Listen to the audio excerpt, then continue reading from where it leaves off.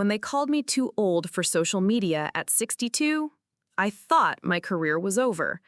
They said my content was outdated, my approach was antiquated, and I should step aside for the younger generation. But what they didn't know was that I had been quietly documenting everything. Every meeting, every dismissive comment, every illegal practice they thought I was too naive to understand. When I finally went public with what I had discovered, their billion-dollar empire crumbled in 48 hours. And suddenly, everyone wanted to know how the old lady had outsmarted the tech giants. Before we jump back in, tell us where you're tuning in from, and if this story touches you, make sure you're subscribed, because tomorrow I've saved something extra special for you. My name is Margaret Chen, and until 6 months ago, I was the Senior Content Strategy Director at Nexus Digital, one of the fastest-growing social media marketing agencies on the West Coast. I had built my career over 25 years, transitioning from traditional advertising to digital marketing as the industry evolved. I was proud of my adaptability, my willingness to learn new platforms, and my ability to create campaigns that resonated across generations. The first sign of trouble came during our quarterly review meeting in March. I had just finished presenting the results of our latest campaign for a major retail client, which had exceeded all projected metrics by 30%. The engagement rates were through the roof, the conversion numbers were stellar, and the client had already signed a contract extension. I expected congratulations, maybe even a bonus discussion. Instead, I was met with uncomfortable silence around the conference table. Brandon Wells, our 28-year-old CEO, leaned back in his chair with that practiced, casual arrogance that seemed to be standard issue for tech entrepreneurs. His co-founder, Jessica Park, sat beside him scrolling through her phone as if my presentation was background noise. "The numbers are good, Margaret," Brandon finally said, his tone suggesting good numbers were somehow a problem. "But we need to talk about your approach. The content feels very, well, millennial-focused. Our clients are looking for something more authentic, more Gen Z." I felt my stomach tighten. I had been hearing variations of this criticism for months, always couched in business terminology that made it sound like legitimate feedback rather than what it really was. The client specifically requested content that would appeal to their primary demographic, which skews older. The campaign was targeted exactly as they asked. Jessica looked up from her phone for the first time during the meeting. "That's kind of the problem, though. You're thinking in terms of demographics instead of authentic engagement. Today's consumers can smell that corporate approach from a mile away." The irony was breathtaking. Jessica, who had never worked anywhere except tech startups, and whose idea of authentic engagement was hiring influencers to pretend they used products they'd never heard of, was lecturing me about corporate approaches. "I've been studying the analytics from our recent campaigns," I said, pulling up another slide. "The content I've been creating actually has higher engagement rates across all age groups compared to our competitors. The authentic approach you're talking about works well for lifestyle brands, but our clients need measurable ROI." Brandon and Jessica exchanged a look that I was becoming familiar with. It was the look that said, "We're dealing with someone who just doesn't get it, someone who's stuck in the past and can't evolve with the industry." "Margaret," Brandon said, leaning forward with the kind of forced patience usually reserved for explaining things to children, "we appreciate everything you've contributed to Nexus Digital. Your experience is valuable, but we're at a point where we need to pivot our strategy toward more innovative approaches." The word innovative was starting to make my skin crawl. In my experience, when people in tech said innovative, they usually meant untested, expensive, and designed more to impress other people in tech than to actually solve problems. Over the following weeks, I began to notice subtle changes in my role. Meetings that I had previously led were suddenly being handled by younger team members. Clients who had specifically requested to work with me were being reassigned to other account managers. My input was still solicited, but always with the caveat that we needed to make sure the content was relevant for today's market. The breaking point came in early May during our monthly all-hands meeting. Brandon stood at the front of our open concept office, his presentation screen displaying the kind of buzzword-heavy slides that had become standard at Nexus Digital. He talked about disruption and authenticity and the need to stay ahead of the curve in an evolving landscape. Which brings me to an exciting announcement, he said, his voice taking on the tone of someone about to reveal something wonderful. We're restructuring our content team to better align with our core values and target demographics. Jessica will be taking over as head of content strategy, bringing her fresh perspective and deep understanding of contemporary digital culture. I felt the room shift around me. Several of my colleagues glanced in my direction with expressions ranging from sympathy to curiosity about how I would react. Jessica smiled from her position near the front of the room, nodding graciously as if she was accepting an award rather than taking over the department I had built from the ground up. Now, this doesn't mean we don't value experience, Brandon continued, and I knew he was about to address my situation directly. Margaret will be transitioning to a senior advisory role, where she can share her knowledge with our younger team members and help ensure we maintain the institutional wisdom that has gotten us this far. Senior advisory role. It sounded impressive until you realized it was corporate speak for being pushed aside without being officially demoted. I would keep my salary, at least for now, but I would no longer have any real authority or influence over the direction of the company I had helped build. After the meeting, I sat at my desk, staring at my computer screen, trying to process what had just happened. 25 years of experience, countless successful campaigns, relationships with major clients who trusted my judgment, all of it apparently less valuable than Jessica's ability to understand TikTok trends. That evening, I went home to my apartment in Pacific Heights and poured myself a glass of wine that I definitely didn't taste. I had worked late nights and weekends to help Nexus Digital grow from a small startup to a company worth $40 million. I had sacrificed time with friends and family, turned down job offers from competitors, and believed that loyalty and results would be rewarded with job security. I was wrong. The next morning, I arrived at the office to find that my computer access had been restricted. I could still log in, but I no longer had access to client files, campaign data, or strategic planning documents. When I asked our IT manager about it, he looked uncomfortable and mumbled something about security protocols and need-to-know basis. Jessica appeared at my desk around 10 a.m. carrying a coffee and wearing the kind of smile that people use when they're about to deliver bad news but want to seem sympathetic. "Hey, Margaret," she said, perching on the edge of my desk in a way that immediately established who was now in charge. "I wanted to talk to you about your new role and how we can best utilize your expertise."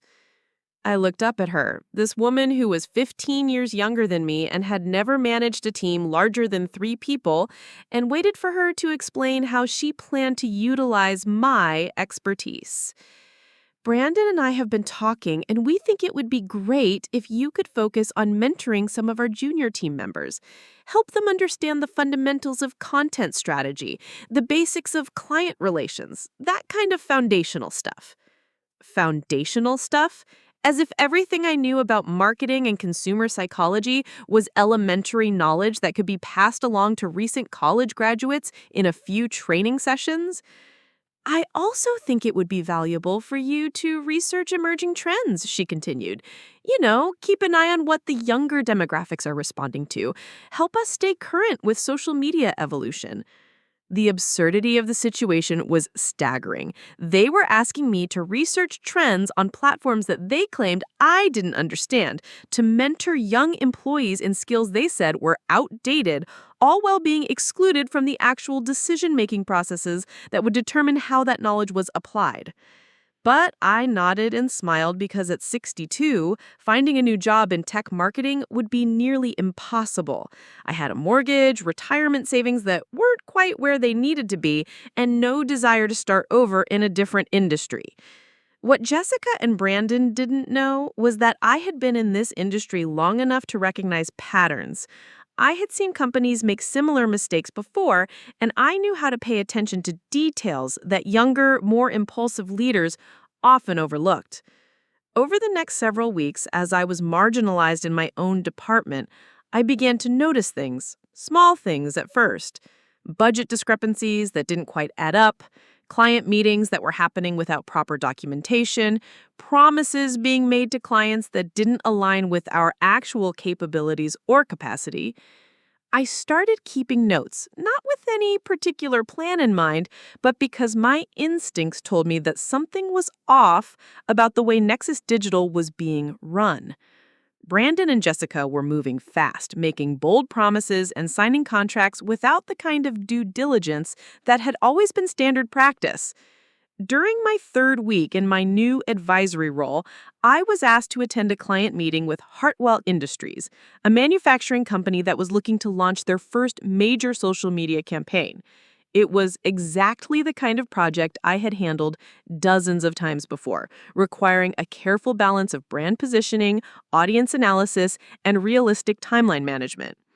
Jessica led the meeting with the confidence of someone who had never failed at anything important. She promised Hartwell Industries a complete social media transformation in 6 weeks, guaranteed viral content, and engagement rates that I knew were impossible to predict, let alone guarantee.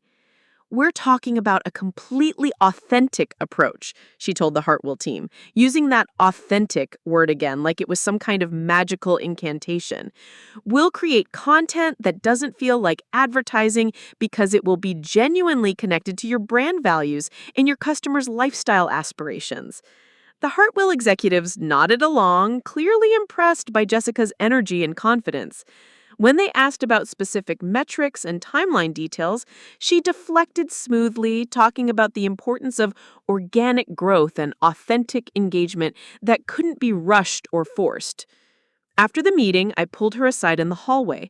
"Those engagement rate guarantees you made, they're not realistic for a manufacturing company with no existing social media presence." She waved off my concern with the kind of dismissive gesture I was becoming accustomed to. "Margaret, you're thinking too traditionally. With the right content strategy and authentic storytelling, any brand can achieve viral engagement." Preparing and narrating this story took us a lot of time. So if you are enjoying it, subscribe to our channel. It means a lot to us. Now, back to the story. But what happens when we don't deliver those numbers? Hartwell is paying us $200,000 for this campaign. "We'll deliver," she said firmly. "You just have to trust the process." That phrase, "trust the process," became Jessica's response to any concerns or questions about the increasingly ambitious promises being made to clients. When I pointed out that our team was already stretched thin and couldn't realistically handle the workload they were committing to, trust the process. When I noted that some of the newer employees didn't have enough experience to manage major client accounts independently, trust the process. The process, as far as I could tell, involved promising impossible results, charging premium prices, and hoping that somehow everything would work out. By June, I was essentially a ghost in my own office. I showed up every day, sat at my desk, attended meetings where my input was politely ignored, and watched as the company I had helped build began to unravel in ways that were invisible to everyone except me. The first major problem surfaced with the Hartwell campaign. After 4 weeks of content creation and social media posting, their engagement rates were nowhere near the guaranteed levels. Worse, some of the content that Jessica's team had created was generating negative responses from Hartwell's existing customer base, who felt that the new social media presence was inauthentic and pandering. When the Hartwell executives requested a meeting to discuss the underperforming campaign, Jessica blamed the results on algorithm changes and market saturation, suggesting that they needed to increase their budget to achieve the promised results. I watched this meeting from the back of the conference room, taking notes on my laptop and feeling a familiar sense of dread. I had seen this pattern before in other companies, the cycle of overpromising, under-delivering, and then asking for more money to fix problems that were caused by unrealistic expectations in the first place. But what happened next surprised even me. Instead of accepting Jessica's explanation or demanding better results, The Hartwell team requested to speak with someone from senior management who could provide a more detailed analysis of what had gone wrong. Brandon, who had been notably absent from client meetings lately, reluctantly agreed to join the discussion. But instead of taking responsibility for the failed campaign, he did something that made my blood run cold. "I think part of the issue here," he said, glancing in my direction, "is that our initial strategy was influenced by some outdated approaches. We've since restructured our team to focus on more contemporary methods, but there may have been some legacy thinking that impacted the early stages of your campaign." Legacy thinking? He was blaming me for a campaign that I had been excluded from, using my age and experience as a scapegoat for Jessica's failures. The Hartwell executives looked confused, clearly not understanding the internal politics of what they were witnessing. But I understood perfectly. Brandon and Jessica were preparing to throw me under the bus for problems that were entirely their creation. That night, I went home and opened a new document on my personal laptop. I began transcribing the notes I had been taking over the past several weeks, organizing them by date and client. What I saw when I laid it all out was a pattern of systematic mismanagement, inflated promises, and financial irregularities that went far beyond simple incompetence. Nexus Digital wasn't just failing to deliver on its promises to clients, it was engaging in fraudulent billing practices, misrepresenting its capabilities, and operating in ways that violated several industry regulations and ethical standards. I had stumbled onto something much bigger than age discrimination. I had discovered evidence of a company that was systematically defrauding its clients while using employees like me as convenient scapegoats when their schemes inevitably fell apart. The question was, what to do with this information? I was 62 years old, already marginalized at work, and facing the very real possibility that I would be fired and blamed for problems I had tried to prevent. Going public with what I had discovered would almost certainly end my career at Nexus Digital and possibly make it impossible for me to find work anywhere else in the industry. But as I sat in my apartment that evening, looking out at the San Francisco Bay and thinking about the clients who were being deceived and the younger employees who were being set up to take the fall for their leaders' mistakes, I realized that staying silent wasn't really an option. I had spent my entire career building relationships based on trust and delivering results that clients could count on. Everything that Brandon and Jessica were doing violated those principles, and if I didn't speak up, I would be complicit in their fraud. The next morning, I arrived at the office early and began systematically documenting everything I had observed. I made copies of emails, saved screenshots of internal communications, and compiled a comprehensive record of the discrepancies between what Nexus Digital promised clients and what it actually delivered. What I found was worse than I had initially realized. Not only were Brandon and Jessica systematically overcharging clients for services that were never delivered, but they were also manipulating data to hide their failures. Engagement rates were being artificially inflated in reports, campaign metrics were being misrepresented, and client feedback was being suppressed or ignored entirely. More disturbing was what I discovered about the company's hiring practices. Brandon and Jessica had been specifically targeting older employees for removal, using performance reviews and restructuring announcements to push out anyone over 50. I wasn't the only experienced professional who had been marginalized and scapegoated for their leaders' mistakes. There were at least 6 other employees who had been forced out over the past year, all of them replaced by younger workers who were paid significantly less and had far less experience. The pattern was clear and illegal. Nexus Digital was engaging in systematic age discrimination while simultaneously defrauding its clients. Brandon and Jessica had built their company's growth on the backs of experienced professionals, then discarded those same people when they became inconvenient or expensive. By the end of July, I had compiled over 200 pages of documentation, internal emails, client communications, financial records, and performance data that painted a comprehensive picture of a company engaged in widespread fraud and discrimination. I knew that going public with this information would be risky. Brandon and Jessica had money, legal resources, and connections throughout the tech industry. I was a single employee with no powerful allies and a career that was already in jeopardy. But I also knew that what they were doing was wrong, and that if I didn't act, they would continue to harm clients and employees with impunity. The final straw came in early August when Jessica announced that I was being transitioned out of my advisory role entirely. The company was restructuring again, she explained, and they no longer needed senior advisory positions. "We really appreciate everything you've contributed to Nexus Digital," she said during what was clearly a termination meeting disguised as a career transition discussion. "But we think it's time for you to explore new opportunities that might be a better fit for your background and experience level." My background and experience level. Another euphemism for too old. "We're prepared to offer a generous severance package," Brandon added, sliding a folder across the conference room table.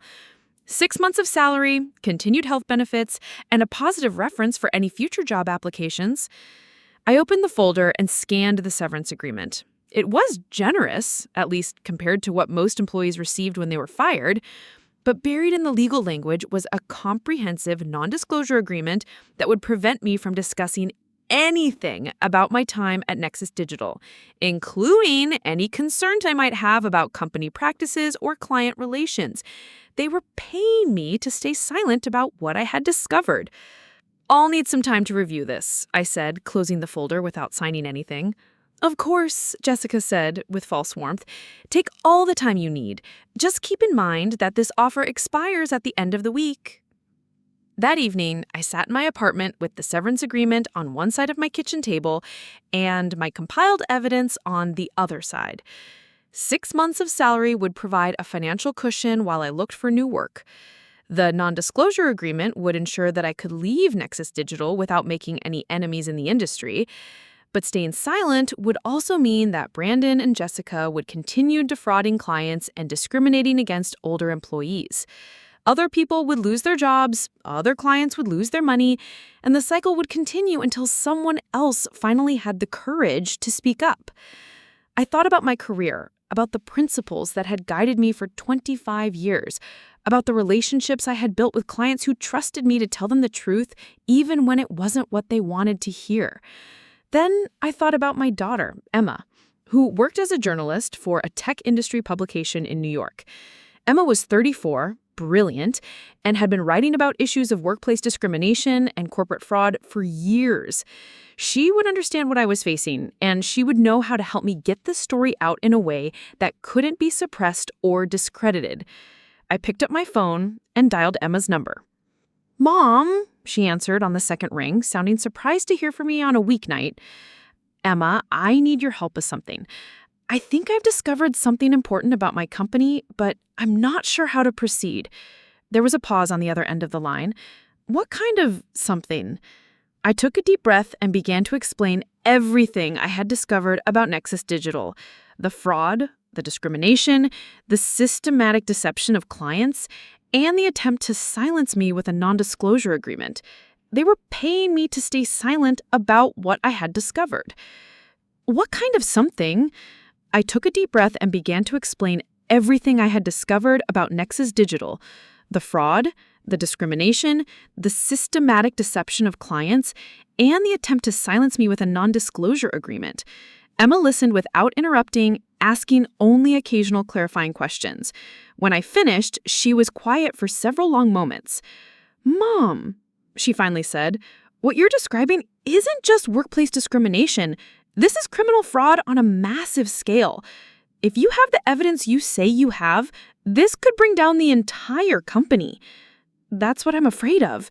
"No," Emma said firmly, "that's what needs to happen. Companies like Nexus Digital get away with this because people are afraid to speak up. You have the evidence and the knowledge to stop them." "But I'm 62 years old, Emma." Mom, you've been in this industry for 25 years. You have a reputation that goes far beyond one company. And honestly, if this industry doesn't want people like you, people with integrity and experience, then maybe it's an industry that needs to change. Emma was right, of course. I had been so focused on preserving what was left of my career that I had lost sight of what really mattered. The truth mattered. Justice mattered. The principle that companies shouldn't be able to defraud clients and discriminate against employees just because they could afford lawyers and had connections in the industry. What do I need to do? I asked. First, don't sign that non-disclosure agreement. Second, make sure all your evidence is properly backed up and secured. Third, let me make some calls. I know people who specialize in this kind of investigation, and I know publications that won't be intimidated by tech industry pressure. Over the next 3 days, Emma worked her network of contacts while I continued gathering evidence. She connected me with employment lawyers who specialized in age discrimination cases, investigative journalists who covered corporate fraud, and former employees of other companies who had faced similar retaliation for whistleblowing. What I learned was both encouraging and terrifying. Encouraging because I wasn't alone, and there were legal protections and professional networks designed to support people in situations like mine.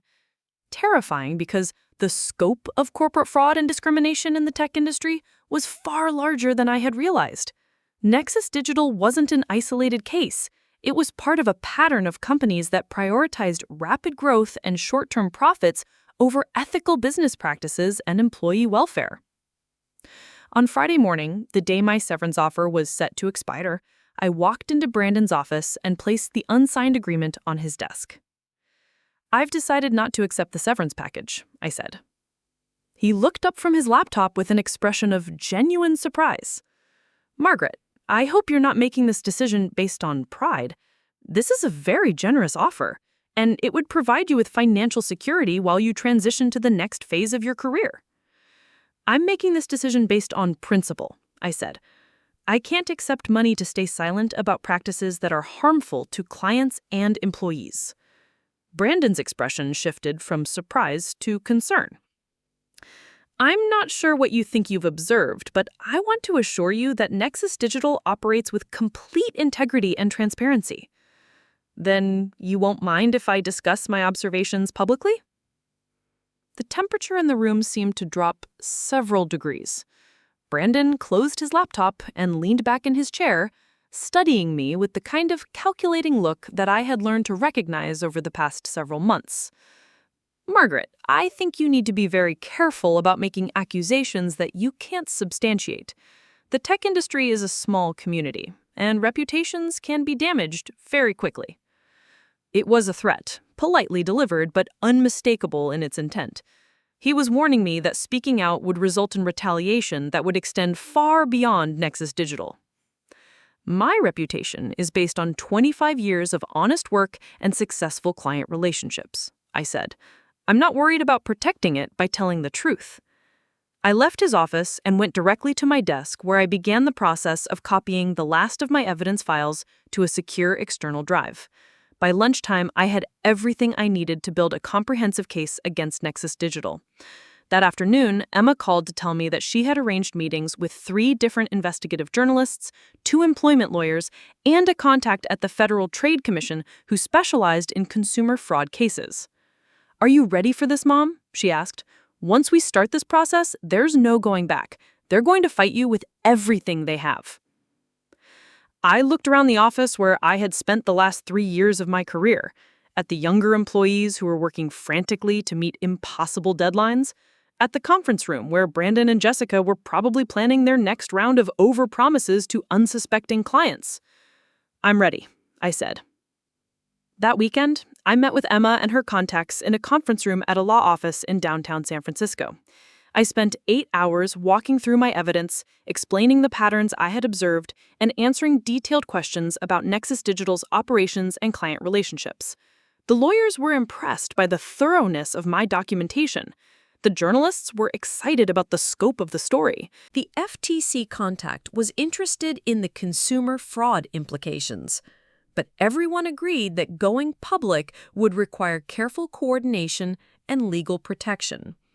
Nexus Digital had resources and would almost certainly attempt to discredit me personally and professionally.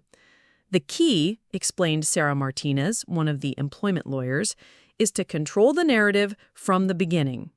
We need to present your evidence in a way that focuses on the systematic nature of their fraud and discrimination, not on your personal grievances as a terminated employee. Over the next 2 weeks, we prepared a comprehensive legal filing and media strategy.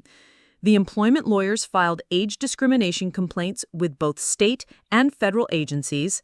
The FTC contact initiated a preliminary investigation into Nexus Digital's billing and advertising practices. The journalists began reaching out to other former employees and current clients to verify and expand on my evidence. Meanwhile, I continued going to work every day as if nothing had changed. Brandon and Jessica were clearly uncomfortable with my decision to decline the severance package, but they hadn't yet moved to terminate me outright. I suspect they were hoping I would eventually change my mind and sign the non-disclosure agreement. They had no idea what was about to hit them. The story broke on a Tuesday morning in late August. Emma had coordinated with her contacts to ensure that the investigation appeared simultaneously in 3 major publications: TechCrunch, the San Francisco Chronicle, and Forbes. The headlines were devastating. Major marketing agency accused of systematic client fraud and age discrimination. Inside the Nexus Digital scandal, how a tech startup built success on lies. 62-year-old whistleblower exposes Silicon Valley age bias and consumer fraud. The articles were comprehensive, well-researched, and damning. They included not only my evidence, but additional testimony from other former employees, documented complaints from clients, and analysis from industry experts who confirmed that Nexus Digital's practices violated both employment law and consumer protection regulations. Within hours of the article's publication, my phone started ringing with calls from reporters, lawyers, and other employees who wanted to share their own experiences with workplace discrimination in the tech industry. By noon, Nexus Digital's website had crashed from the volume of traffic, and their social media accounts were flooded with comments from angry clients and supportive messages from people who had faced similar treatment at other companies. Brandon and Jessica attempted damage control, releasing a statement that denied all allegations and threatened legal action against anyone spreading false information about the company. But their response only made things worse, as it was quickly pointed out that threatening sources and journalists was exactly the kind of intimidation tactic that my story had warned about. By the end of the week, 3 major clients had terminated their contracts with Nexus Digital. The company's investors had called an emergency board meeting, and the California Attorney General's office had announced a formal investigation into their business practices. The personal cost was significant. I received threatening emails, nasty comments on social media, and at least one attempt by someone associated with Nexus Digital to hack into my personal accounts. But I also received hundreds of supportive messages from people who shared their own stories of age discrimination, workplace retaliation, and corporate fraud.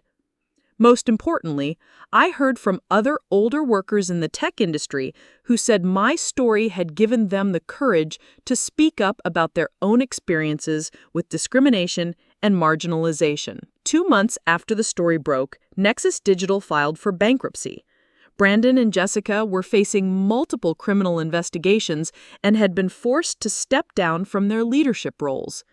The company's assets were being liquidated to compensate clients who had been defrauded, and several other employees had come forward with their own discrimination complaints. I never worked for another marketing agency, but I didn't need to. The publicity from my whistleblowing had generated dozens of opportunities for consulting, speaking engagements, and advocacy work. Companies that wanted to improve their workplace culture and avoid discrimination lawsuits were eager to hire someone who understood both the practical and legal aspects of creating inclusive environments. More importantly, I had discovered something I hadn't expected when I first decided to speak out against Nexus Digital. I had found my voice again. Not just as a marketing professional, but as someone who could make a real difference in an industry that desperately needed to change.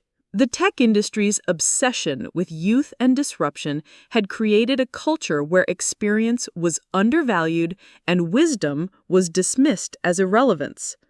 But the Nexus Digital scandal had shown that this culture came with real costs, not just for older workers who were pushed aside, but for clients who were defrauded and for the industry's long-term health and credibility.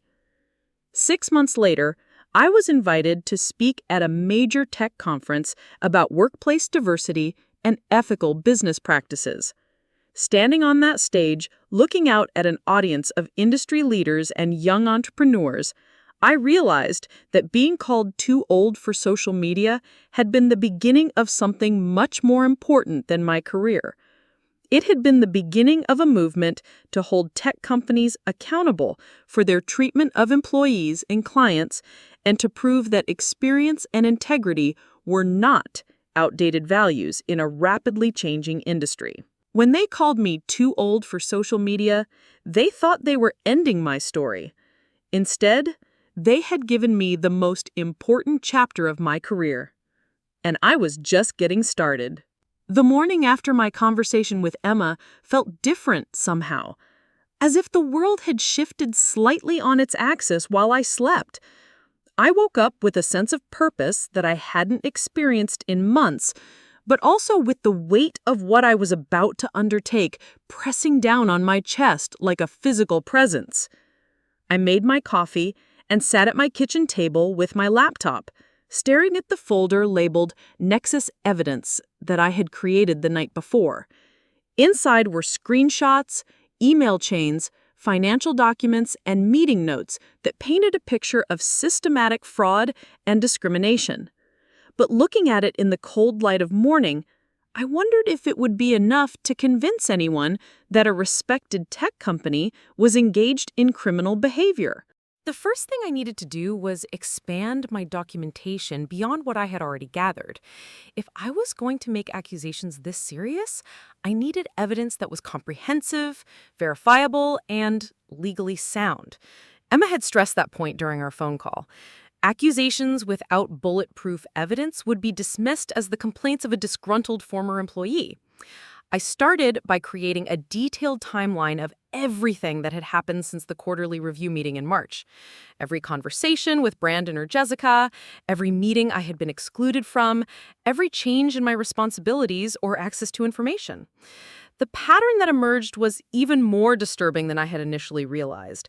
The marginalization had been systematic and deliberate. Within 2 weeks of my successful campaign presentation, my computer access had been quietly restricted. Client meetings that I had been managing for months were reassigned to junior staff members without explanation. My input on strategic decisions was solicited, but then ignored in favor of approaches that directly contradicted industry best practices. But the timeline also revealed something else. The changes in my role had coincided exactly with Nexus Digital's pivot toward what Brandon and Jessica called disruptive marketing strategies. These strategies, as far as I could determine, involved making increasingly bold promises to clients while cutting costs by replacing experienced staff with recent graduates who would work for significantly lower salaries.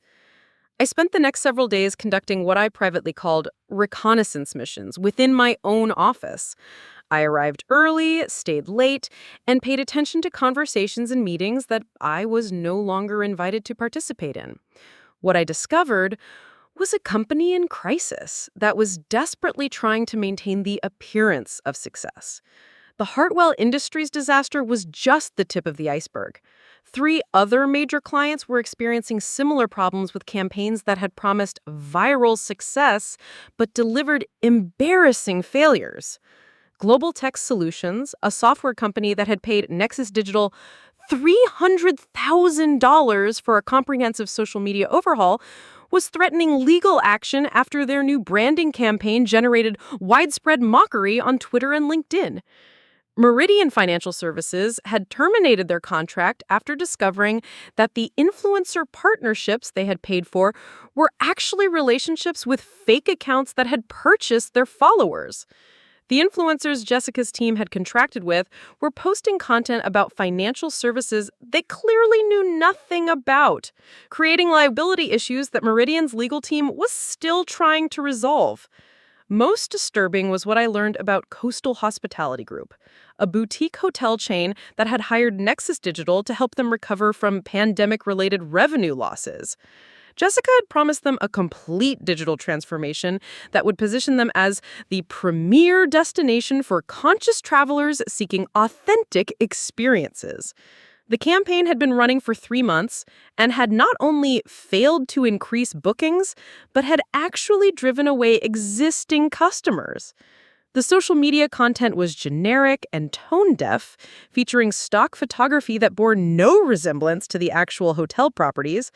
The influencer partnerships promoted activities and amenities that didn't exist at the hotels, leading to negative reviews from disappointed guests who had booked based on false advertising. Coastal Hospitality was not just threatening to terminate their contract, they were considering a lawsuit for breach of contract and false advertising. Their legal team had already sent a formal demand letter requesting a full refund of the $250,000 they had paid for the campaign, plus damages related to lost bookings and reputation harm. But instead of acknowledging these failures and working to correct them, Brandon and Jessica were doubling down on their approach. During a staff meeting that I observed from the back of the room, Jessica announced that they were expanding their influencer partnership program and hiring additional junior staff to handle the increased workload. "We're seeing tremendous growth in demand for our services," she said, addressing the room with the kind of confident energy that had initially impressed me when she first joined Nexus Digital. "The market is responding to our authentic approach, and we need to scale our operations to meet client expectations." The disconnect between Jessica's public statements and the reality of what was happening with clients was staggering. Either she was delusional about the company's performance, or she was deliberately misrepresenting the situation to maintain staff morale and investor confidence. I suspected it was the latter. During my investigation, I had discovered that Nexus Digital was in the middle of a funding round, seeking additional investment to support their rapid expansion. Potential investors were being shown carefully curated performance metrics that painted a picture of explosive growth and client satisfaction. What those metrics didn't show was the high rate of contract terminations, the legal threats from dissatisfied clients, and the fact that much of the reported growth was coming from short-term projects that were canceled before completion. The company was creating an illusion of success that would collapse as soon as investors or clients looked closely at the actual results. My breakthrough came during my second week of intensive documentation gathering session. I was working late one evening, long after most of the staff had gone home, when I noticed that Jessica's office light was still on. She was on a phone call, speaking in a voice that was much more tense and urgent than her usual confident public persona. I couldn't hear the entire conversation from my desk, but I caught enough fragments to understand that she was discussing the Coastal Hospitality situation with someone who was clearly not happy about the legal threats. The words settlement and non-disclosure came up repeatedly, along with references to other clients who had apparently been handled similarly. After Jessica finished her call and left the office, I waited 20 minutes to make sure she was really gone, then made my way to her office. The door was locked, but I had learned during my years in corporate environments that most office locks were more about privacy than security. Jessica's desk was covered in documents related to the various client crises that Nexus Digital was managing. Contract termination notices, legal correspondence, and what appeared to be settlement agreements with clients who had agreed to keep quiet about their negative experiences in exchange for partial refunds. But the most revealing document was a spreadsheet that appeared to track what Jessica was calling reputation management costs. It showed payments to former clients, legal fees for various disputes, and projected expenses for settling additional complaints. The total amount was over $2 million, money that was being categorized in the company's books as marketing expenses and client retention costs. Nexus Digital wasn't just failing to deliver on its promises to clients, it was systematically covering up those failures through financial settlements that were hidden from investors, staff, and the media. The company's apparent success was built on hush money and legal intimidation. I photographed every document I could find, being careful to capture not just the content, but also the headers and formatting that would prove their authenticity. By the time I left the office that night, I had evidence of a cover-up that went far beyond simple business incompetence. The next morning, I called Emma to update her on what I had discovered. Her response was immediate and unequivocal. "Mom, what you found isn't just employment discrimination. This is securities fraud.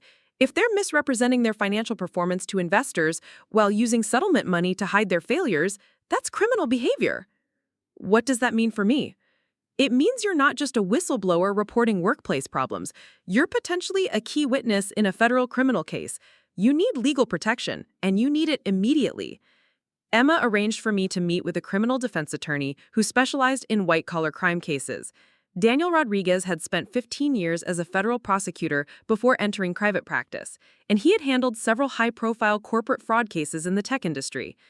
"The evidence you've gathered is compelling," he told me during our initial consultation, "but building a criminal case requires more than documentation.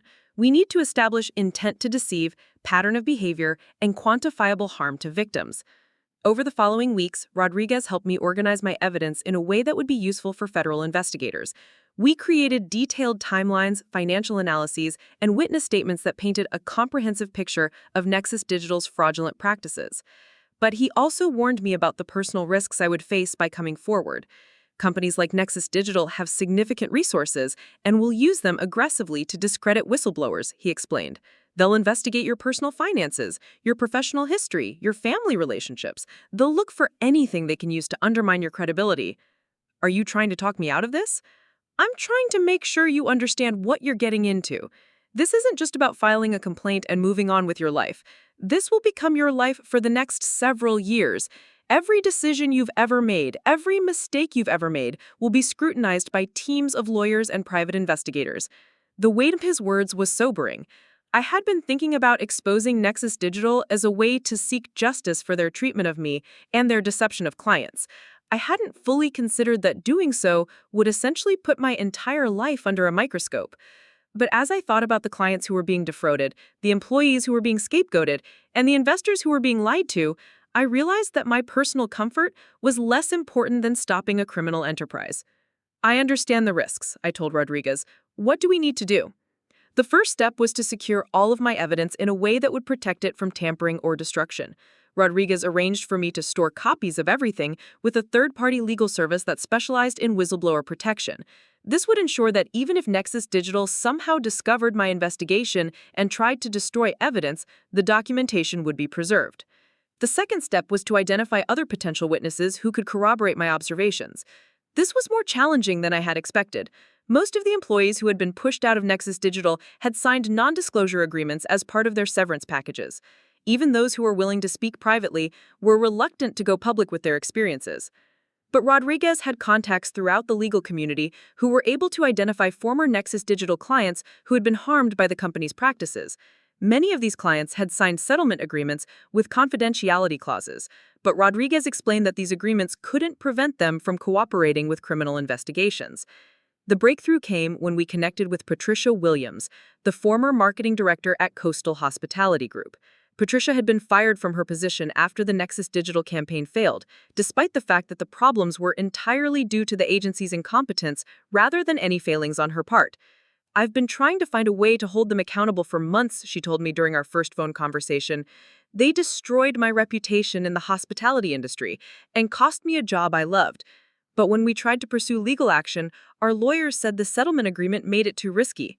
Patricia had kept detailed records of her interactions with Nexus Digital, including email chains that showed Jessica making specific promises about campaign performance that she knew were impossible to deliver. More importantly, Patricia had recordings of phone conversations where Jessica admitted that the company's standard practice was to overpromise in order to win contracts, then manage client expectations downward after the money had been paid. "She told me directly that this was how all marketing agencies operated," Patricia explained. She said it was industry standard to set ambitious goals and then help clients understand why those goals weren't realistic once the campaign was underway. What Patricia described wasn't industry standard at all. It was fraud. Promising specific results that you know are impossible to achieve in order to secure payment is textbook criminal deception. With Patricia's testimony and documentation, we now had evidence from both inside and outside Nexus Digital that the company was engaged in systematic fraud. But Rodriguez wanted more corroboration before we approached federal investigators. One client complaint could be dismissed as a business dispute, he explained. 2 complaints suggest a pattern. 3 or more complaints demonstrate systematic criminal behavior. Finding additional clients who were willing to come forward proved easier than expected. Word had apparently spread through industry networks about Nexus Digital's practices, and several companies had been quietly sharing information about their negative experiences. Marcus Thompson, the CEO of Global Tech Solutions, had been particularly frustrated by Nexus Digital's handling of his company's social media campaign. The campaign had promised to position Global Tech as an innovative leader in enterprise software solutions, but had instead generated widespread criticism for its tone-deaf messaging and obvious lack of understanding of the target market. They charged us $300,000 and delivered content that looked like it was created by someone who had never worked in the tech industry, Marcus told me during our phone conversation. When I complained, they blamed the poor performance on algorithm changes and market saturation. Then they had the nerve to suggest that we increase our budget to fix the problems they had created. Marcus had documentation showing that Nexus Digital had used the same generic content templates for Global Tech that they had used for completely unrelated industries. The social media posts promoting enterprise software solutions were nearly identical to posts they had created for a restaurant chain, with only the industry-specific terminology changed. This wasn't just incompetence, it was deliberate fraud. Nexus Digital was charging premium prices for customized marketing campaigns while delivering mass-produced content that showed no evidence of actual strategic thinking or industry knowledge. The third client who agreed to speak with us was Rebecca Martinez, the founder of Eco Living Products, a sustainable home goods company that had hired Nexus Digital to help them reach environmentally conscious consumers. Rebecca's experience was perhaps the most egregious of all. Nexus Digital had promised to connect eco-living products with influencers who were passionate about sustainability and environmental responsibility. Instead, they had partnered with lifestyle influencers who clearly knew nothing about environmental issues and were posting content that was often contradictory to eco-living's core values. One of their influencers posted a video promoting our bamboo kitchen products while simultaneously advertising fast fashion and disposable beauty products, Rebecca explained. Another influencer talked about our commitment to carbon neutrality while posting from a private jet. It was like they were deliberately trying to damage our brand. When Rebecca complained about these contradictions, Jessica had dismissed her concerns by explaining that modern consumers didn't pay attention to consistency across different posts. She suggested that Rebecca was being too rigid in her expectations and needed to trust the influencer marketing process. But the real scandal came when Rebecca discovered that several of the influencers Nexus Digital had contracted with were actually employees of the company posing as independent content creators. The authentic partnerships that she had paid for were fake relationships with fake influencers who were being paid directly by Nexus Digital to promote products they had never used. This wasn't just false advertising, it was wire fraud, using electronic communications to deceive clients for financial gain. By December, Rodriguez and I had compiled evidence from 6 different clients, all of whom had been systematically defrauded by Nexus Digital. The patterns were consistent across all cases: impossible promises made to win contracts, generic or inappropriate content delivered instead of the customized campaigns that have been sold, and aggressive attempts to silence complaints through legal intimidation and settlement agreements. But we also had evidence of the company's internal operations that showed the fraud was deliberate rather than accidental. Email chains between Brandon and Jessica discussing how to manage client expectations after overcommitting on deliverables. Budget documents that allocated money for settlement payments as a standard cost of doing business. Performance metrics that were deliberately manipulated to hide the company's true failure rate. Most damning was a recording that Patricia Williams had made of a phone conversation with Jessica, where Jessica explicitly stated that the company's business model was based on winning contracts with ambitious promises and then using legal agreements to prevent clients from seeking recourse when those promises weren't fulfilled. The key is to make sure the contracts are structured so that non-performance doesn't constitute breach. As long as we can demonstrate that we delivered some services, even if they weren't effective, we're protected legally. This was an admission of intentional fraud, captured on recording by someone who had been directly harmed by the company's practices. Rodriguez felt we had enough evidence to approach federal investigators, but he recommended one additional step.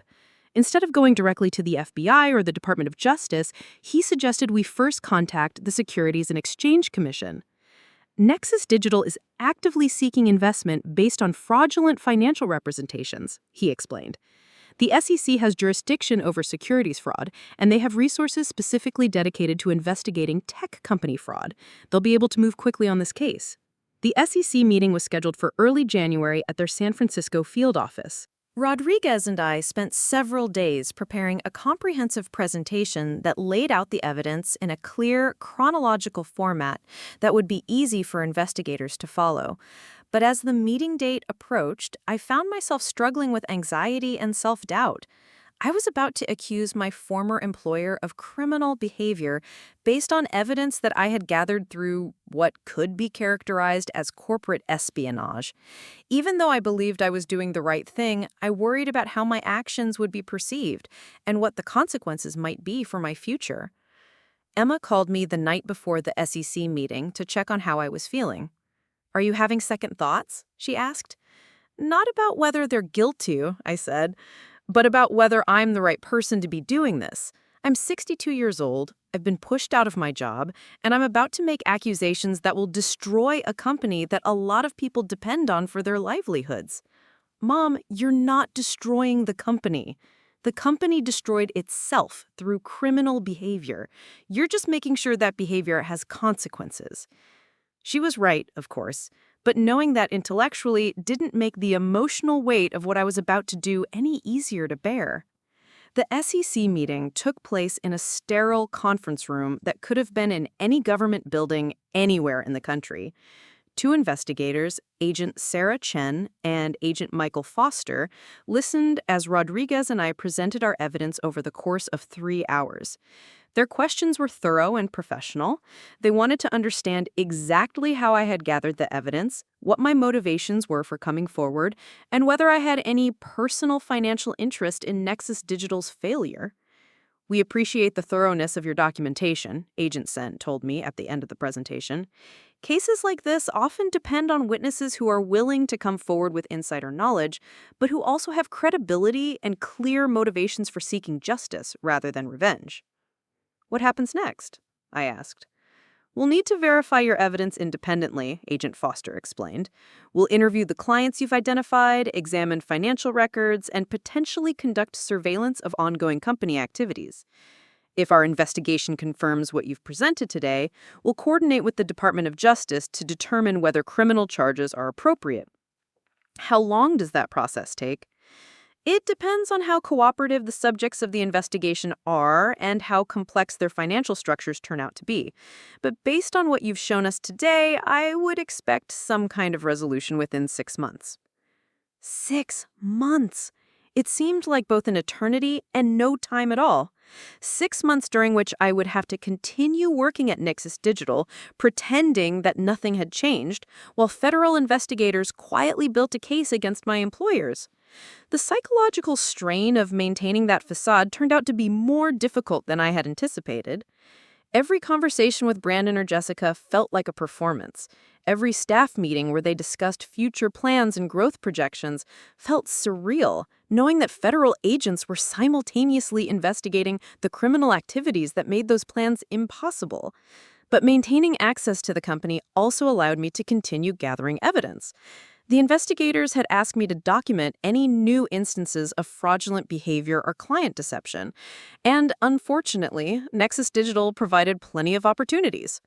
In February, the company launched what they called their Authentic Influence Initiative, a new service offering that promised clients access to a network of micro-influencers who would create genuine, personal content about their products or services. The reality of the program was a systematic deception that was even more brazen than their previous fraudulent activities. The micro-influencers were actually overseas contractors who were being paid to create fake social media personas, complete with purchased followers and fabricated personal histories. clients were paying premium prices for what they believed were authentic endorsements from real people who genuinely used and loved their products. Instead, they were getting manufactured content from people who had never seen the products they were promoting and who were using stock photography and generic testimonials to create the illusion of personal experience. The program was incredibly successful from a sales perspective. Within 2 months, Nexus Digital had signed over 20 clients to 6-figure contracts for authentic influence campaigns. The revenue boost was exactly what Brandon and Jessica needed to close their funding round with investors who were impressed by the company's innovative approach to influencer marketing.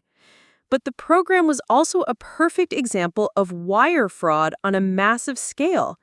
Every client communication, every contract, every social media post created by the fake influencers constituted the use of electronic communications to facilitate criminal deception. I documented everything I could about the Authentic Influence Initiative, including internal emails where Jessica discussed the need to keep the overseas contractors' identities secret from clients, budget allocations for purchasing fake followers for the manufactured influencer accounts, and performance reports that deliberately obscured the artificial nature of the engagement metrics. By March, the SEC investigation had expanded to include the Department of Justice, the Federal Trade Commission, and the California Attorney General's office. Multiple agencies were now examining different aspects of Nexus Digital's operations, from securities fraud to consumer deception to employment law violations. But the company continued operating as if nothing was wrong. Brandon and Jessica announced that they had successfully closed their Series B funding round, raising $15 million from investors who believed they were supporting a rapidly growing marketing agency with innovative approaches to influencer marketing. The disconnect between public perception and private reality was becoming increasingly difficult to maintain. Industry publications were writing glowing profiles of Nexus Digital as a disruptive force in the marketing world. Business school case studies were being written about their innovative strategies. Brandon was invited to speak at conferences about the future of authentic marketing. Meanwhile, federal investigators were building a criminal case that would demonstrate that everything the company claimed to represent was a carefully constructed lie.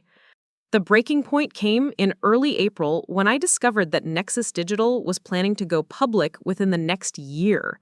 They had hired an investment banking firm to begin preparing for an initial public offering that would value the company at over $200 million. An IPO based on fraudulent financial representations wasn't just securities fraud.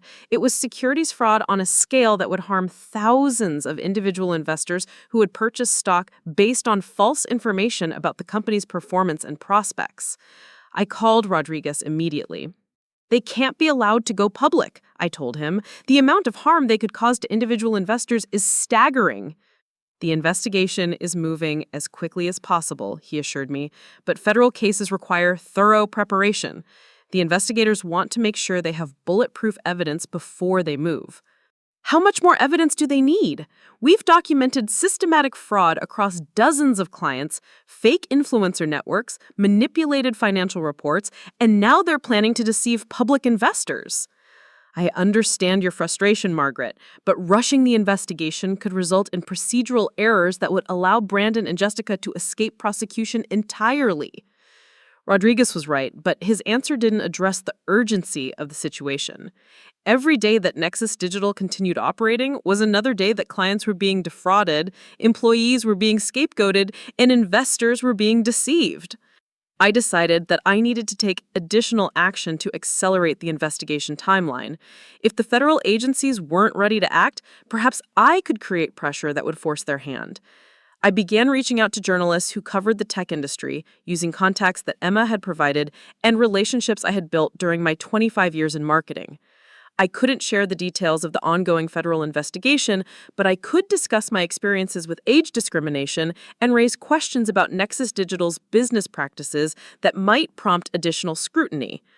The response was immediately enthusiastic. Several journalists had heard rumors about problems at Nexus Digital and were eager to investigate further.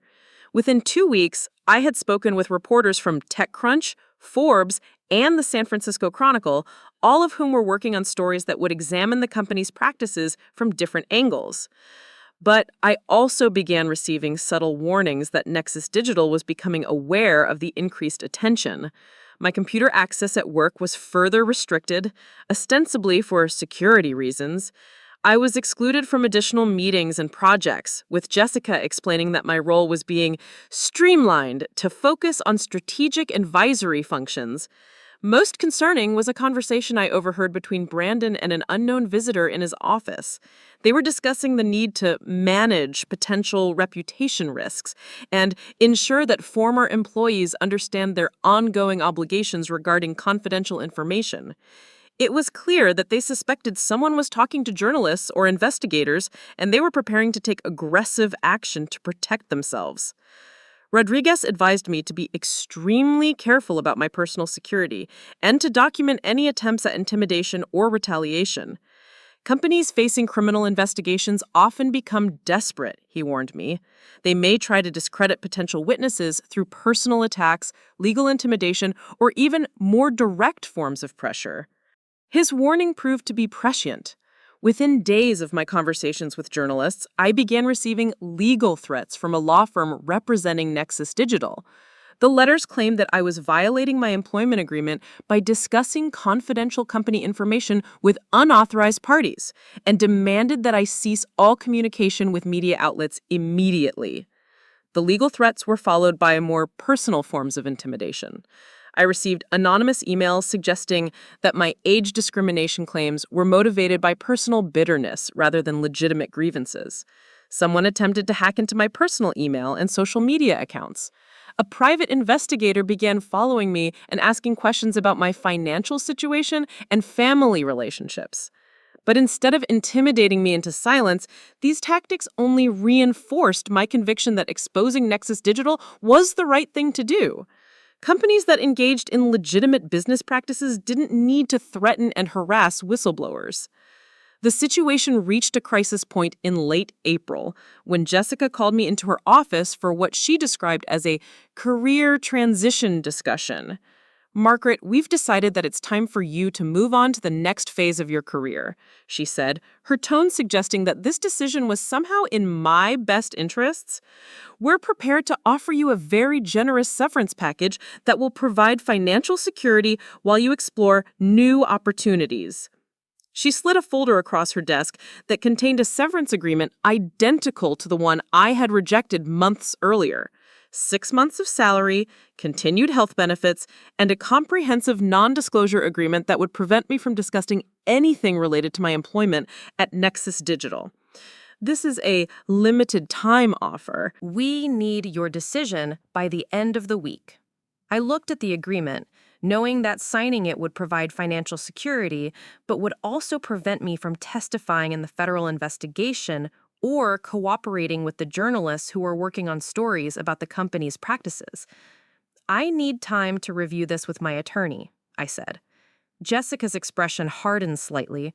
"Of course, but I want to be clear about something, Margaret. If you choose not to accept this offer, we'll have no choice but to terminate your employment for cause. Your recent performance has been concerning, and we have documentation of several instances where you failed to meet basic job requirements." It was a transparent attempt at blackmail. Sign the non-disclosure agreement and take the money, or be fired and lose any credibility as a witness in the federal investigation. That evening, I called Rodriguez to discuss my options. "They're trying to silence you before the investigation becomes public," he explained. "This is actually evidence of obstruction of justice, which is a federal crime in itself." What should I do? Don't sign anything. Document everything they've said and done to pressure you, and prepare yourself for the possibility that they'll follow through on their threats. I didn't have to wait long to find out what those threats would look like. On Friday afternoon, exactly 1 week after Jessica's ultimatum, I was called into a meeting with Brandon, Jessica, and the company's head of human resources. "Margaret, we need to discuss some serious concerns about your recent work performance and professional conduct," Brandon began, reading from a prepared statement that had obviously been written by lawyers. What followed was a litany of fabricated performance issues, each one carefully documented with dates, times, and witnesses. I had, allegedly, missed deadlines that I had never been given, failed to complete assignments that I had never received, and behaved inappropriately in meetings that I hadn't been invited to attend. It was a masterpiece of corporate character assassination, designed to create a paper trail that would justify my termination and undermine my credibility as a whistleblower. Every allegation was technically impossible to disprove because it involved subjective judgments about work quality or interpersonal behavior. Given the severity of these performance issues, Jessica said, taking over from Brandon, we have no choice but to terminate your employment effective immediately. We're prepared to provide 2 weeks of severance pay as a gesture of goodwill, the HR representative added, but this termination is for cause, which means you won't be eligible for unemployment benefits or other standard separation benefits. I sat in that conference room, listening to them systematically destroy my professional reputation with lies and fabrications, and felt something I hadn't experienced in months: relief. They had just made the biggest mistake of their criminal enterprise. By firing me in retaliation for my cooperation with federal investigators, they had committed obstruction of justice in front of witnesses and created a paper trail that would be devastating evidence in the criminal case against them. I understand, I said calmly, gathering my personal belongings from the conference room table. I'll clean out my desk and be gone within the hour.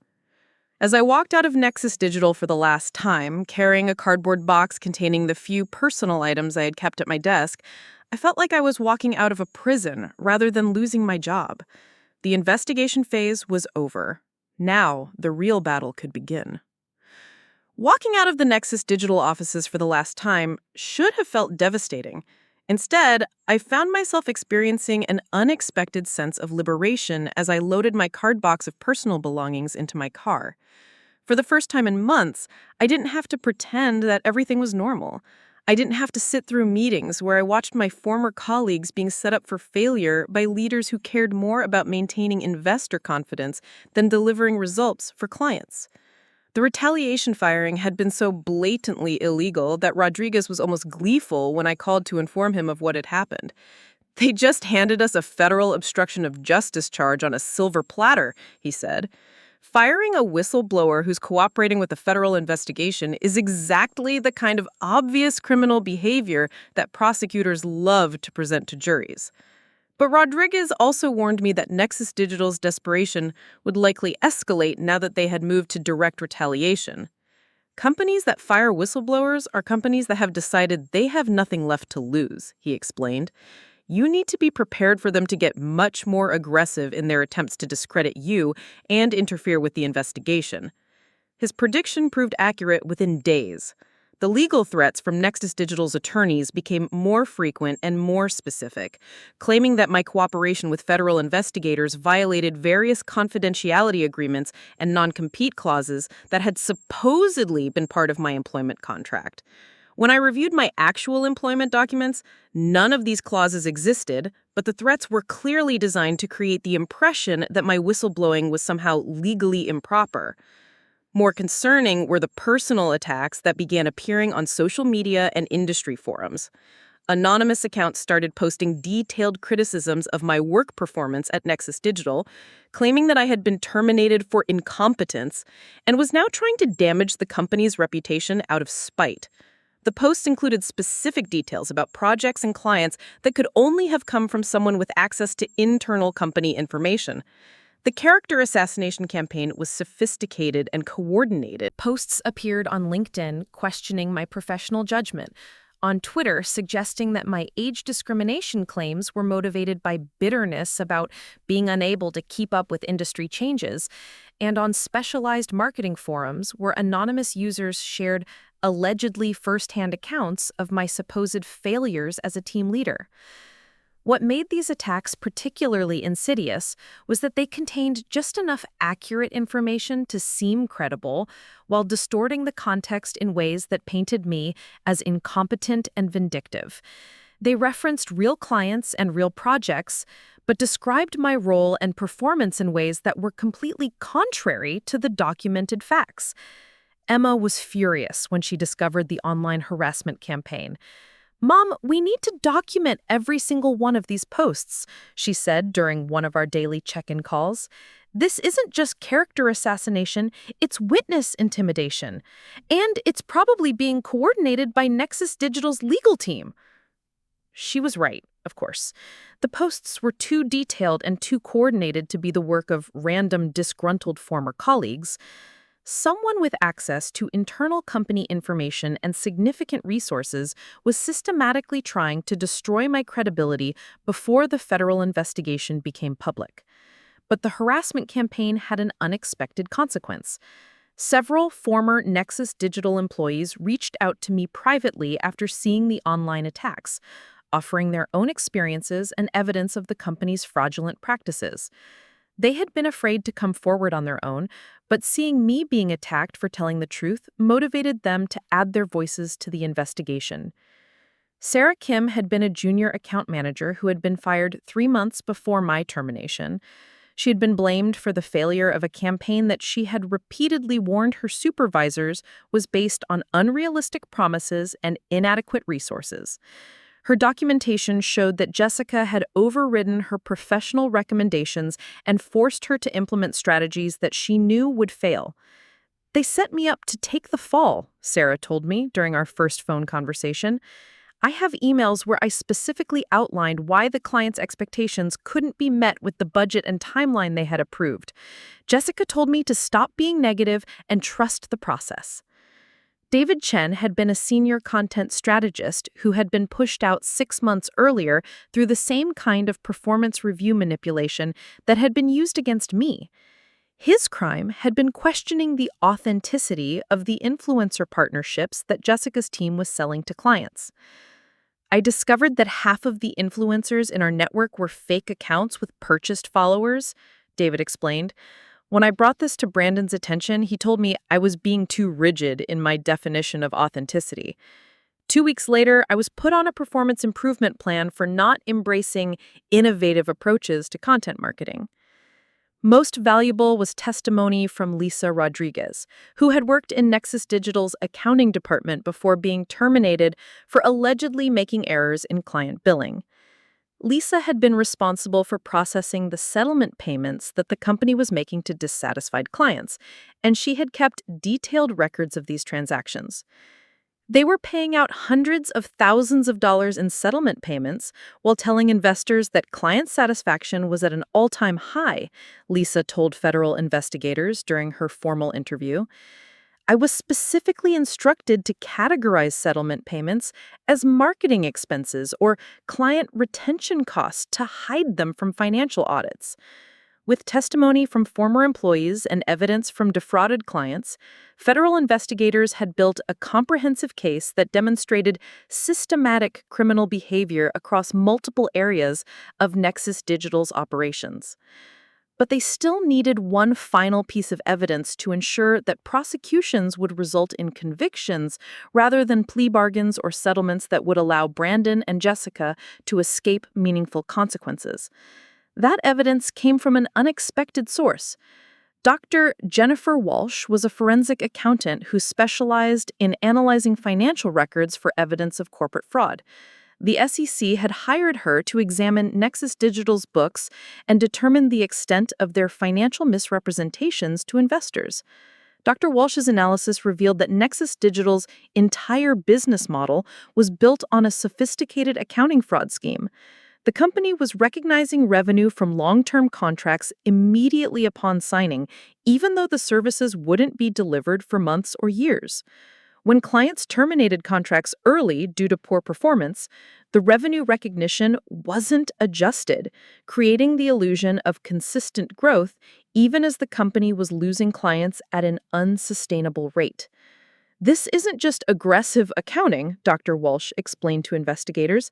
"This is intentional securities fraud designed to deceive investors about the company's actual financial performance."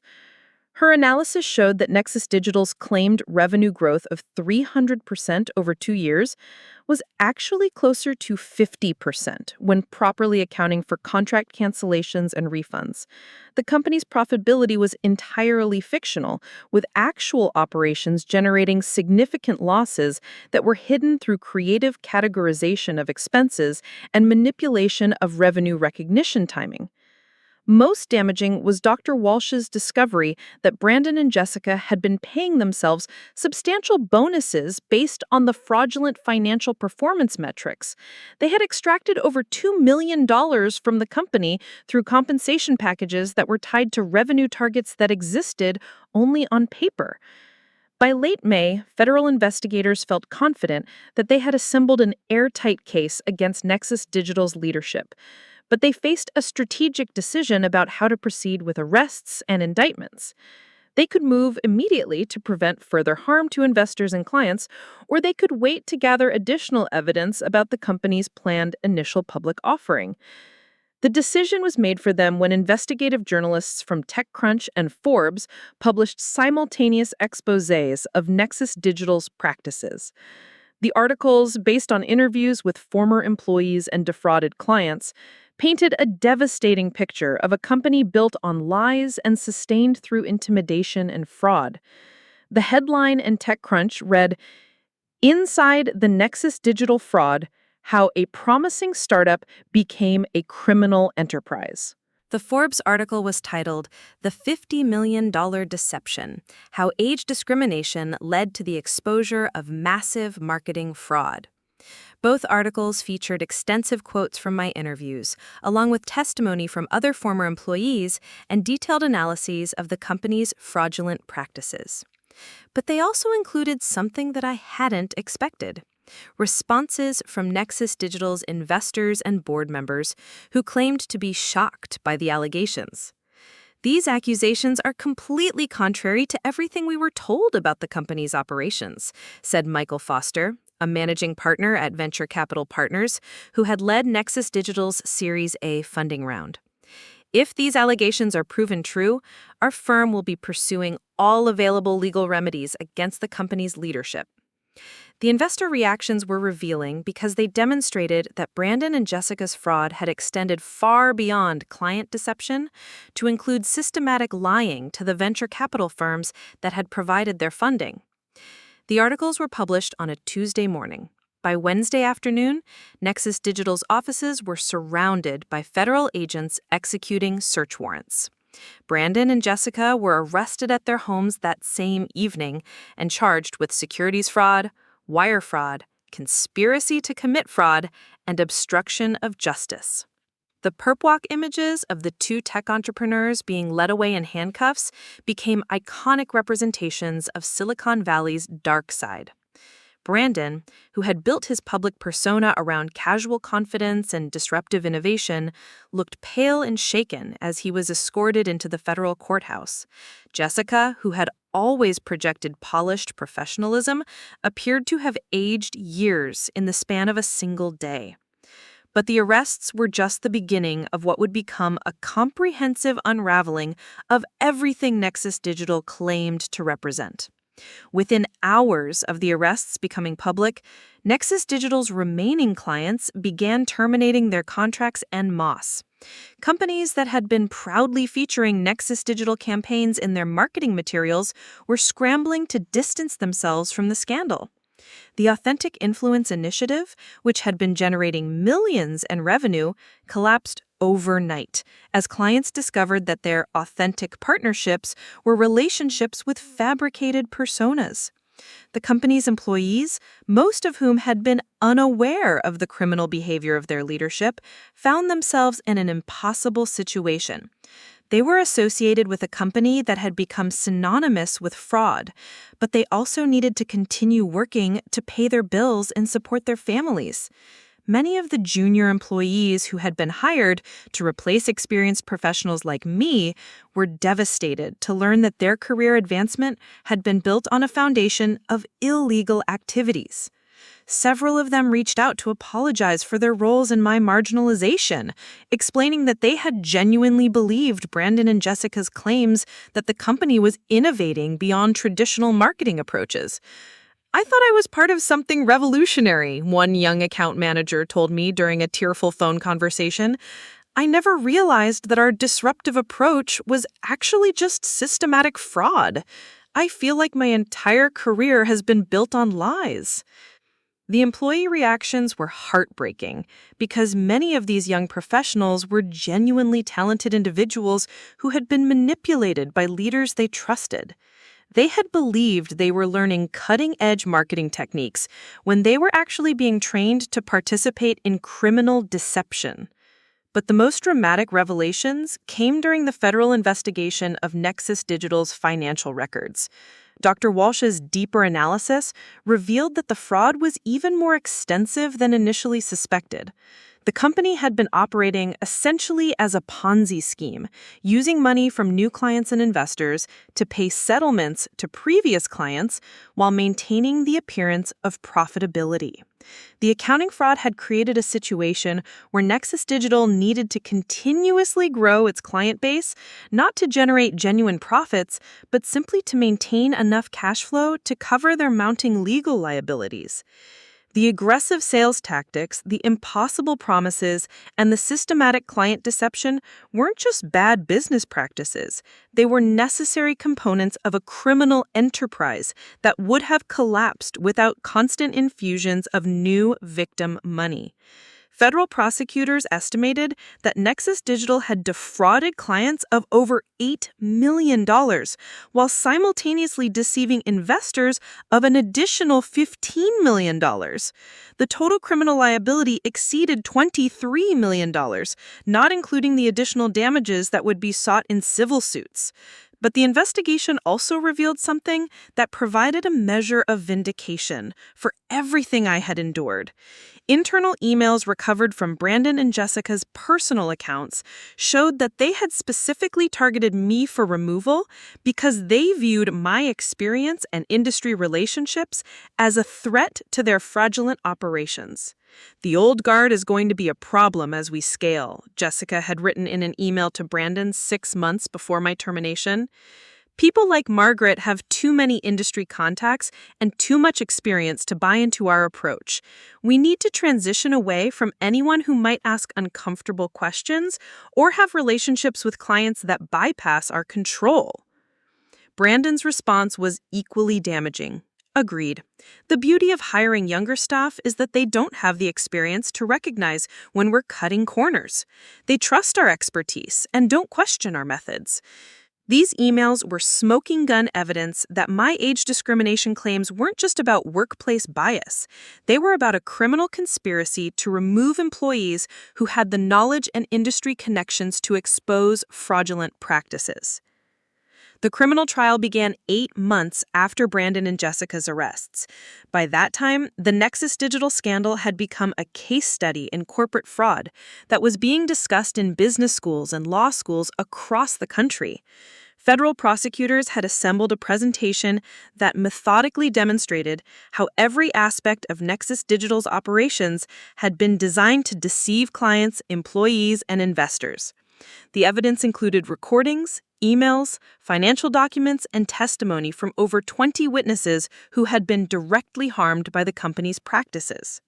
My testimony lasted 3 days and covered everything from the initial signs of age discrimination to my systematic documentation of the company's fraudulent practices. Defense attorneys tried to portray me as a disgruntled employee seeking revenge for being pushed out of a job, but my comprehensive evidence made it impossible to dismiss my claims as personal grievance. The most powerful moment in my testimony came when prosecutors played the recording that Patricia Williams had made of her conversation with Jessica. Hearing Jessica's voice explaining that the company's business model was based on making promises they couldn't keep while using legal agreements to prevent recourse was devastating evidence that couldn't be explained away or dismissed. But the trial also provided an opportunity for me to explain why I had chosen to speak out despite the personal and professional risks.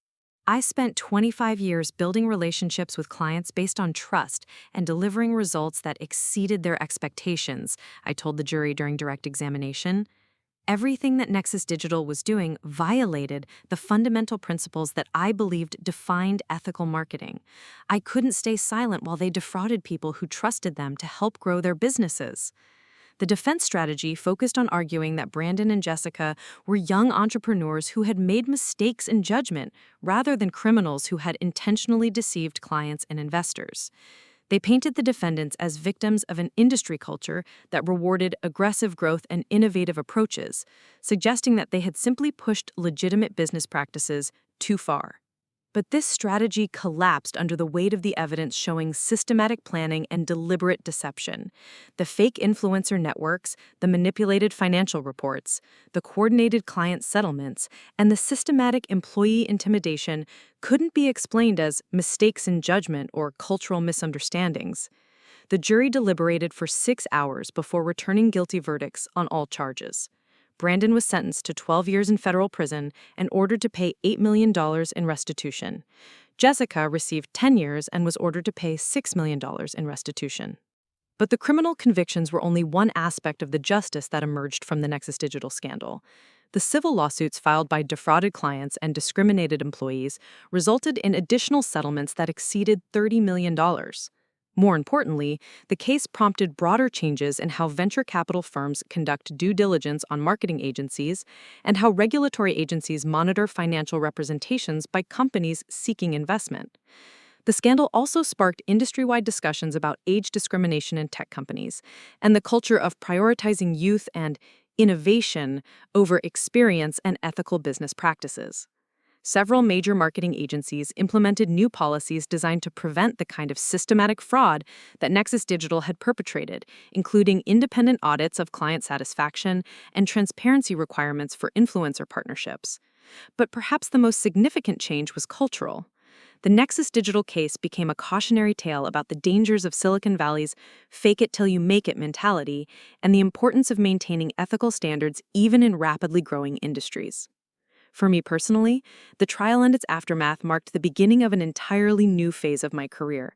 Instead of being blacklisted from the marketing industry as I had feared, I found myself in high demand as a consultant and speaker who could help companies avoid the kind of fraudulent practices that had destroyed Nexus Digital. Law firms specializing in employment discrimination retained me to help identify patterns of age bias in tech companies. Regulatory agencies asked me to consult on investigations of other marketing agencies with suspicious practices. Business schools invited me to lecture about ethics in digital marketing and the importance of whistleblower protections. The speaking engagements were particularly meaningful because they allowed me to address young professionals who were entering the marketing industry with idealistic hopes about innovation and disruption. I could share my experience as a cautionary tale about the importance of maintaining ethical standards, even when those standards conflicted with growth targets or investor expectations. Innovation without integrity is just sophisticated fraud, I would tell audiences of MBA students and young marketing professionals. The most disruptive thing you can do in business is to consistently tell the truth and deliver on your promises. But the most unexpected consequence of my whistleblowing was the network of relationships I developed with other individuals who had taken similar risks to expose corporate fraud and discrimination.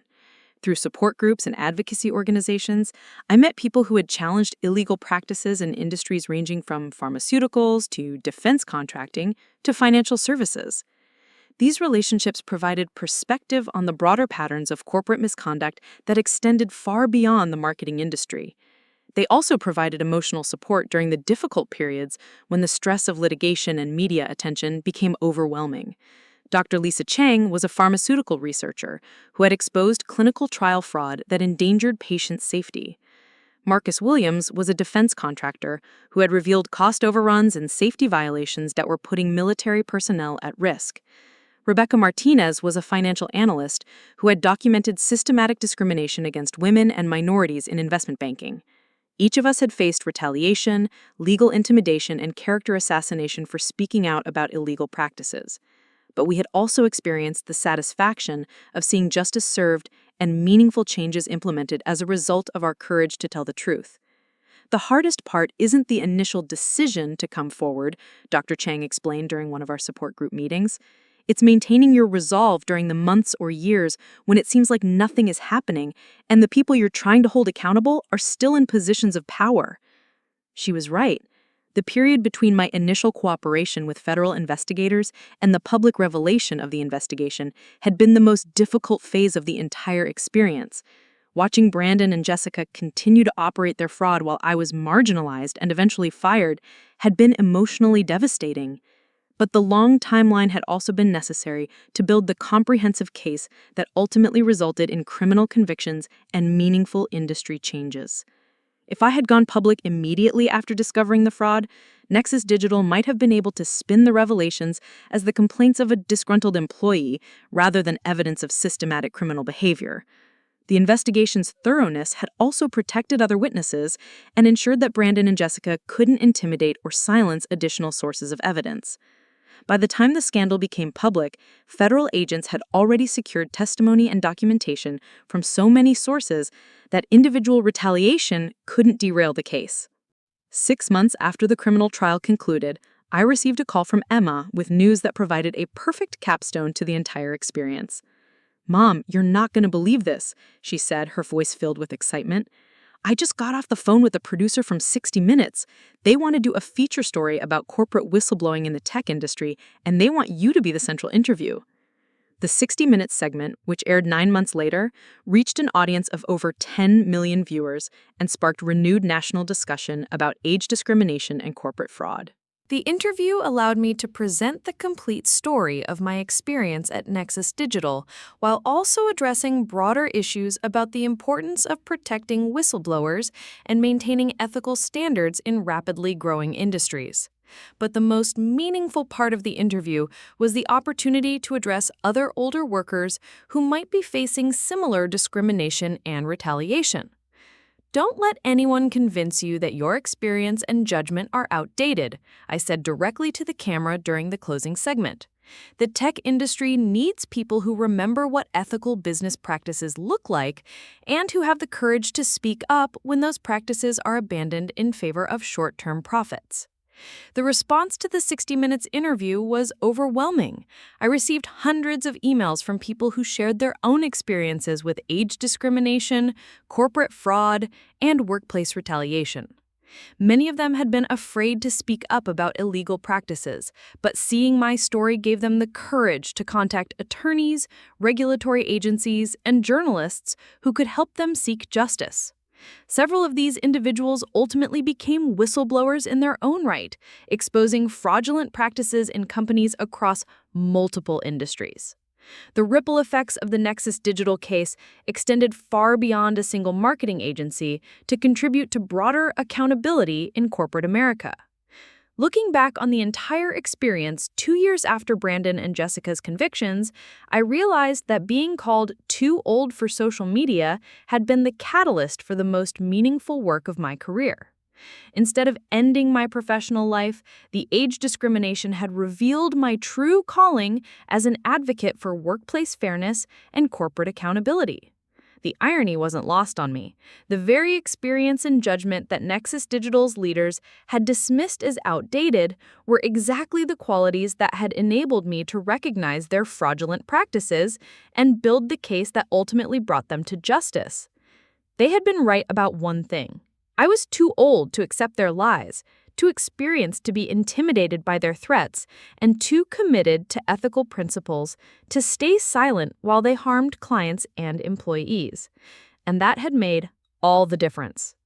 3 years have passed since that transformative moment when I walked away from Nexus Digital with nothing but a cardboard box and my integrity intact. Today, I'm sitting in my new office overlooking San Francisco Bay, preparing for another consultation with a Fortune 500 company that wants to audit their marketing practices for potential fraud risks. The transformation has been extraordinary. What began as age discrimination became the catalyst for exposing a criminal enterprise, which in turn launched an entirely new career as a corporate ethics consultant and whistleblower advocate. The very qualities that Brandon and Jessica dismissed as outdated became my greatest professional assets. My consulting firm, Ethical Marketing Solutions, now employs 12 people and works with companies across multiple industries to implement fraud prevention protocols and age-inclusive hiring practices. We've helped prevent millions of dollars in client losses and protected countless employees from the kind of discrimination I experienced. The speaking circuit has taken me to conferences around the world where I address audiences about the importance of maintaining ethical standards in rapidly evolving industries. Business schools use my case as required reading for courses on corporate responsibility and whistleblower protection. But the most rewarding aspect of this journey has been the letters and emails from individuals who found the courage to speak up about misconduct in their own workplaces after hearing my story. Dozens of whistleblowers have come forward in industries ranging from healthcare to technology to finance, each contributing to a broader movement toward corporate accountability. Emma often jokes that I've become more famous in my 60s than most people achieve in their entire careers. The 60 Minutes interview led to a book deal, which led to a documentary, which led to testimony before congressional committees examining age discrimination in Silicon Valley. Last month, I received the Federal Bar Association's Whistleblower of the Year award, recognizing not just my role in exposing Nexus Digital's crimes, but my ongoing advocacy for workplace fairness and corporate transparency. The awards ceremony was attended by other whistleblowers I've worked with over the years, creating a powerful reminder that individual courage can spark systemic change when people are willing to risk their personal comfort for the greater good. Brandon and Jessica remain in federal prison, serving their sentences while facing ongoing civil litigation from clients and investors. Nexus Digital's assets were liquidated to provide restitution to victims, and the company name has become synonymous with corporate fraud in business ethics textbooks. But their downfall wasn't just about punishment. It was about proving that experience, integrity, and the courage to tell uncomfortable truths are never outdated values, regardless of how rapidly industries evolve or how much younger executives dismiss the wisdom of their predecessors. The tech industry has implemented new oversight mechanisms and age discrimination protections, partly as a result of the Nexus Digital case. Venture capital firms now conduct more thorough due diligence on marketing agencies, and regulatory agencies have enhanced their monitoring of financial representations by growth stage companies. More importantly, there's been a cultural shift toward valuing diverse perspectives and cross-generational collaboration in workplaces that previously prioritized youth above experience. My personal vindication came not through revenge, but through the knowledge that my actions prevented other employees from facing similar discrimination and other clients from losing their life savings to sophisticated fraud schemes. When they called me too old for social media, they thought they were ending my career. Instead, they gave me the opportunity to discover my true purpose, holding powerful people accountable for their actions and proving that integrity never goes out of style. The Margaret that walked into that lawyer's office 3 years ago would never have imagined that age discrimination would become the foundation for the most meaningful chapter of her professional life. Sometimes the worst thing that happens to you becomes the catalyst for the best thing you never knew was possible. Today, when young professionals ask me for career advice, I tell them the same thing I told that 60 Minutes audience. Never let anyone convince you that your values are outdated or your experience is irrelevant. The world needs people who remember what ethical business practices look like and who have the courage to speak up when those practices are abandoned in favor of short-term profits. The response to the 60 Minutes interview was overwhelming. I received hundreds of emails from people who shared their own experiences with age discrimination, corporate fraud, and workplace retaliation. Many of them had been afraid to speak up about illegal practices, but seeing my story gave them the courage to contact attorneys, regulatory agencies, and journalists who could help them seek justice. Several of these individuals ultimately became whistleblowers in their own right, exposing fraudulent practices in companies across multiple industries. The ripple effects of the Nexus Digital case extended far beyond a single marketing agency to contribute to broader accountability in corporate America. Looking back on the entire experience 2 years after Brandon and Jessica's convictions, I realized that being called too old for social media had been the catalyst for the most meaningful work of my career. Instead of ending my professional life, the age discrimination had revealed my true calling as an advocate for workplace fairness and corporate accountability. The irony wasn't lost on me. The very experience and judgment that Nexus Digital's leaders had dismissed as outdated were exactly the qualities that had enabled me to recognize their fraudulent practices and build the case that ultimately brought them to justice. They had been right about one thing. I was too old to accept their lies, too experienced to be intimidated by their threats, and too committed to ethical principles to stay silent while they harmed clients and employees. And that had made all the difference. 3 years have passed since that transformative moment when I walked away from Nexus Digital with nothing but a cardboard box and my integrity intact. Today, I'm sitting in my new office overlooking San Francisco Bay, preparing for another consultation with a Fortune 500 company that wants to audit their marketing practices for potential fraud risks. The transformation has been extraordinary. What began as age discrimination became the catalyst for exposing a criminal enterprise, which in turn launched an entirely new career as a corporate ethics consultant and whistleblower advocate. The very qualities that Brandon and Jessica dismissed as outdated became my greatest professional assets. My consulting firm, Ethical Marketing Solutions, now employs 12 people and works with companies across multiple industries to implement fraud prevention protocols and age-inclusive hiring practices. We've helped prevent millions of dollars in client losses and protected countless employees from the kind of discrimination I experienced. The speaking circuit has taken me to conferences around the world, where I address audiences about the importance of maintaining ethical standards in rapidly evolving industries. Business schools use my case as required reading for courses on corporate responsibility and whistleblower protection. But the most rewarding aspect of this journey has been the letters and emails from individuals who found the courage to speak up about misconduct in their own workplaces after hearing my story. Dozens of whistleblowers have come forward in industries ranging from healthcare to technology to finance, each contributing to a broader movement toward corporate accountability. Emma often jokes that I've become more famous in my 60s than most people achieve in their entire careers. The 60 Minutes interview led to a book deal, which led to a documentary, which led to testimony before congressional committees examining age discrimination in Silicon Valley. Last month, I received the Federal Bar Association's Whistleblower of the Year Award, recognizing not just my role in exposing Nexus Digital's crimes, but my ongoing advocacy for workplace fairness and corporate transparency.